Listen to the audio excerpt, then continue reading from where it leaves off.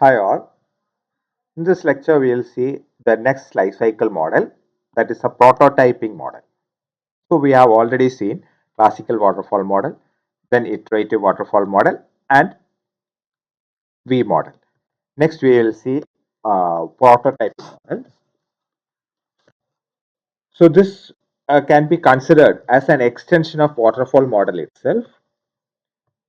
So this model actually suggests to develop a working prototype before going into the actual development. So in this case, we'll be developing a prototype, which will be a crude type of software. So we'll be developing this prototype first, then only we'll be working out the actual software. Okay. So since this is a crude prototype, it will have limited functional capabilities. It will be the functionalities will be limited, and it may not be a reliable software, and it can have inefficient performance. It will be having inefficient performance also.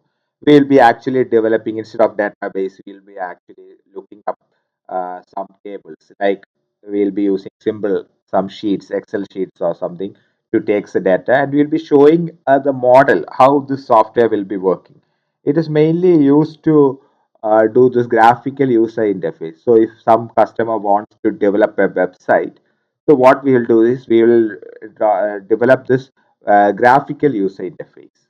We will show how the website will be looking like, where this login menu will be, where this help button will be. Like that, we will be developing that GUI interface and we will be showing it to the customer. So in such cases, we will be developing this kind of prototypes. So these are all wrapped prototypes. We will be using some tools for developing this prototype.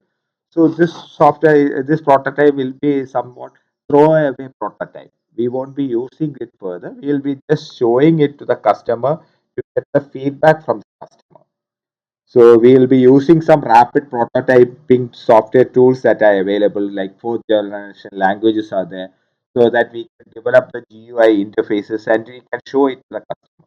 So if we are developing an app for a customer, we will just develop the GUI interfaces and we will show it to the customer, and the customer may suggest we will make some changes to the app based on the suggestions from the customer. For that, we develop this prototype. Okay. So why do we require this prototyping model? Why do we want to construct this prototype? So mainly we have we identify three types of projects that are suitable for GUIs. First one is when we are developing some GUI, graphical user interface, like I have mentioned, if we are developing some website or if we are developing some app or if there is a GUI. So actually this graphical user interface is the only thing that the user will be seeing, only or the customer will be seeing only this graphical interface part. So he'll be interacting with the GUI part of the software. So if we could show the GUI part to the customer initially itself, he can give some suggestions and we can modify it based on those suggestions. So we'll develop this GUI and we'll illustrate this GUI based on some data formats or messages, reports, everything will be stored in the and we'll show the what all dialogues or the what all interactions is possible for the customer. All this can be shown when we develop this GUI type of software. So we'll develop this prototype when GUI is there. We can develop this prototype and show it to the customer. This is one necessary thing. Then second thing when we develop when we use this prototyping model is when exact technical solutions are unclear to the development team. So the development team may not have developed a similar software before. So in that case also we develop a prototype. So when exact technical solutions are unclear to the development team, we can you go for a prototype. So for example, if a team is asked to develop a compiler, a language translator or something like that, they have not done this work previously. So it is better to develop a prototype. So what they will do is they will develop a small compiler and try it.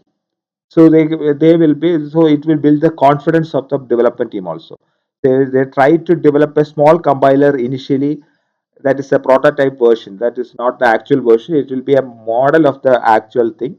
It will be a small thing and we try to execute it, and if it is working, then that development team will have build this confidence and they can go for the actual software solution. Okay. So when exact technical solutions are unclear for the development team, they can go for this prototyping model. And the third reason why it is get it right for the first time. That is get it right in the first time. Most of the it is impossible to get it right. Most of the softwares will fail at the first time. That is an by it was provided by Brooks in 1975. It had written a paper based on that. Usually softwares won't get it right at the first time. Usually first time it will fail. That's the thing. So if we are developing this prototype, if we, even if that prototype fails, the actual software will be a successful thing. So in those cases, we'll try to develop a prototype and we'll check it. If the prototype is working perfectly, then it's okay. Even if it is not working, we can go for the actual software development. So the prototyping model is considered to be useful when we are developing some graphical user interface kind of thing, or if some technical issues are there initially, which is technical issues are not clear to the development team, we can go for a software development, this prototype development. Okay. Next, we will see the life cycle activities of a prototyping model. Mainly, we have two activities going on in prototype development that is shown on the right side. First one is prototype development, and second activity is iterative development. So mainly, we have two activities going on in prototype development. First one is prototype development, and second is iterative development. Okay. So first, we will see what is this prototype development. So prototype development starts with requirements gathering. So initially, we will be gathering requirements from the customer, and what we do is in prototype development, from the gathered requirements, we will quickly design something. We will quickly design maybe some UI part or some important aspect of the software will be quickly designed. Okay, and that based on that design, we will build a prototype. We will build a prototype of that software, and we will give it to the customer. Then we will give it to the customer. So that prototype is given to the customer for evaluation, and the customer will give feedback. Based on the evaluation, he will give some feedback, and we again refine those requirements, incorporating the customer suggestions. Again, we will develop a quick design, and finally, again a prototype will be developed. Again, it will be given to the customer. So this will is a cyclic process. It will go on repeating like this. So these four steps will be repeatedly done until this will be marked complete after the customer accepts it. So whenever the customer accepts it, we will stop that, and then we will throw away that. Usually that prototype will be thrown away, and again we will start from design.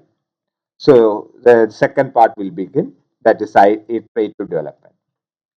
So in prototype development, we'll start from the requirements gathering. We'll build a cost. We'll do a quick design. Then we'll build the prototype. Then customer will evaluate. This will be repeated.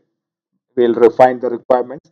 Then we'll repeat until the customer accepts the prototype. When the customer accepts the prototype, we will go for an iterative waterfall model development. This is actually the previous iterative for waterfall model we have discussed earlier. So it will start from design. So requirements is over here itself. So it will start from design, then coding, testing, maintenance, everything will be done. It is iteratively done. So there is a feedback mechanism also here, as in the previous iterative waterfall model. Okay. So this is the prototyping model that is shown. So there are mainly two activities. One is prototype development, and second is iterative development based on iterative waterfall model. So here that prototype build might be a throwaway prototype. We usually throw away that prototype. We won't be using it further. It is just to get the feedback from the customer. We will throw away that prototype. So it is actually a additional cost or additional time will be spent for that prototype development, which is not used at all. So we'll be throwing it away, and finally we will start again building the new software from scratch. Okay. So these are the life cycle activities. Prototype development, we have requirements gathering, quick design, build prototype, evaluation, and then again we will refine requirements, and this will be repeated again and again. until the customer accepts the prototype. Then second part is iterative development. Here we decide code test and maintenance phases will be there. We will see the strength of this model. So this is good for projects that suffer from technical and requirement risk. So if it has some requirement risk, if we are not clear about the requirements of the customer, then we can build that prototype and show it to the customer, so that the customer can evaluate and say that these are not the requirements or these are the actual requirements. Like that, the customer's feedback can be got and we can change the requirements accordingly. Or if the development team is not sure whether it is whether they are technically capable to develop the thing, so a prototype of that model can be developed, and so that they can evaluate that and they can build their confidence. So this is good for projects that suffer from technical and requirement risk. Then we have weakness also. One is increased cost. The cost will be increased because we have to develop the actual software using a waterfall model and all. That prototype is a throwaway prototype. We won't be using it further. We are unnecessarily or additionally spending some time to develop that prototype, which is not used at all. Okay, so that cost will be increased. Even though that will be compensated in the development process, but that is an additional cost itself. So this is a weakness for that model. This is an additional burden to the development team. And for this is suitable for risk that can be identified upfront during requirements, which all requirements that can be found out can be solved using this model. But there are risks that can happen in later course of time, during coding or during designing or during testing. Some other risks can occur in the software. We will study about risk management later. So there are different types of risks that can occur during the later stages of software development. Such kind of risks are not identified in this software development, in this model, prototyping model. So such kind of risk cannot be identified. We can identify only the risks that can be identified during the requirement stage. So other risks cannot be identified at this in this prototyping development model. Okay. So these are the strengths and weakness of prototyping development model. Thank you.